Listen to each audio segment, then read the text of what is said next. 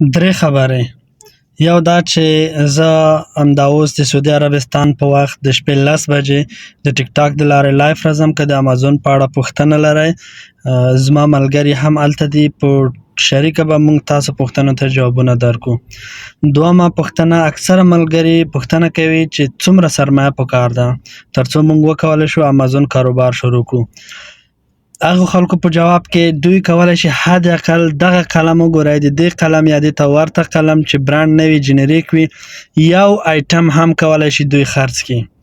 یعنی د اکاونټ د فعالېدو نه وروسته $1 هم کفایت کوي تر څو دوی سرمایه گذاري وکړي او خپل د امازون کاروبار شروع کړي.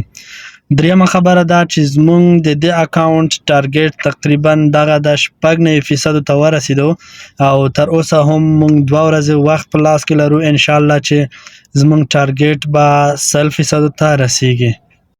نور تاسې راځئ په لایف کې به غورې وکړو چې څنګه کولی شو د امازون کاروبار شروع کړو او که کوم مشکل و یوه د حل لاره ورته پیدا کړو.